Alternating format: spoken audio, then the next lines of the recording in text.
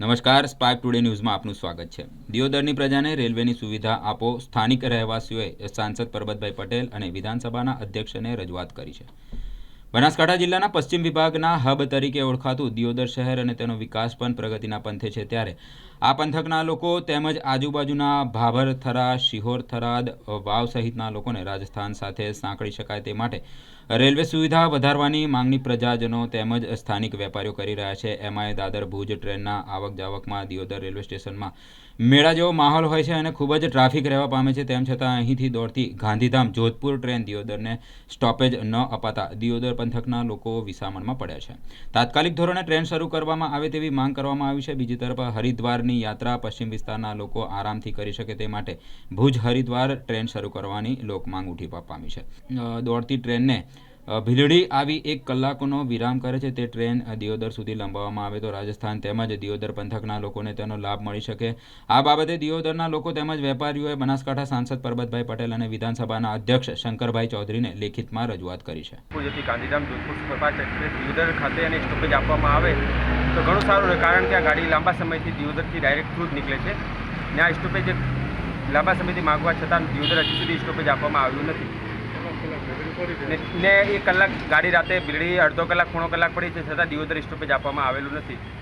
ને બીજી ગાડી છે જે ભુજ હરિદ્વાર, એ પણ હરિદ્વાર જવા માટે ગાંધીધામથી કોઈ હરિદ્વાર ડાયરેક્ટ ટ્રેન નથી, એ માટે દિયોદર તાલુકાના આજુબાજુના ઘણા વિસ્તારોમાંથી હરિદ્વાર જવા માટે પાલનપુર જવું પડે અહીંયાથી। તો એ ટ્રેન નવી ચાલુ કરી તો ઘણું સારું કહેવાય। અને બીજી ટ્રેન જે છે ભુજ અમદાવાદ, જે નવી માંગણી છે અમારા લોકોની દિયોદર તાલુકાના, કારણ કે અમદાવાદ જવા માટે મેઇન સેન્ટ્રલ અમદાવાદ કહેવાય છે, તો અમદાવાદની ટ્રેન ચાલુ કરે તો ઘણું સારું કહેવાય। અને બીજી ટ્રેન જે છે જે ભુજ પાલનપુર, જે લાંબા સમયથી ચાલુ હોવા છતાંય ટ્રેન બંધ કરી નાખી, કારણ કે અહીંનો જે ડિસ્ટ્રિક્ટ ઓફિસ પાલનપુર કહેવાય, તો પાલનપુરની જે ટ્રેન મેન હતી અત્યારે એક જ ટ્રેન ચાલુ છે, એ બી ટાઈમ વગરની ટ્રેન છે, કોઈ ટાઈમ નથી એનો ફિક્સ।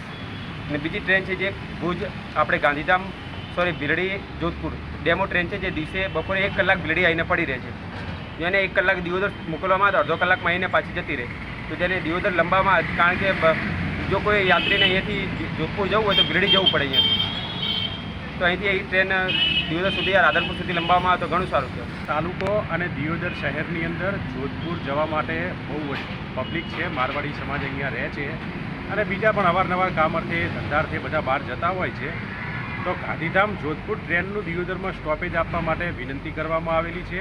ભુજ હરિદ્વાર નવી ટ્રેન ચાલુ કરવા માટે વિનંતી કરવામાં આવી છે। ભુજ અમદાવાદ વાયા ભીલડી પાટણ થઈ અને ટ્રેન ચાલુ કરવા માટે વિનંતી કરવામાં આવી છે। ભુજ પાલનપુર જે ટ્રેન ચાલુ હતી, જે બંધ કરેલી છે, એને ફરી ચાલુ કરવા માટે માગણી કરવામાં આવેલી છે। Jodhpur Bhildi DEMU train number 4842 ને દિયોદર સુધી લંબાવવા માટે પણ એક વિનંતી કરવામાં આવી છે। અમે રજૂઆત કરી છે, માન્યવર ચાલુ ધારાસભ્ય કેશાજી ચૌહાણ સાહેબને રજૂઆત કરેલી છે, માનની સાંસદ પરબતભાઈ પટેલને રજૂઆત કરેલી છે અને રેલવે બોર્ડના ડિરેક્ટર શ્રી બાલકૃષ્ણ જીરાલા સાહેબ જે છે એમને પણ અમે રજૂઆત કરેલી છે।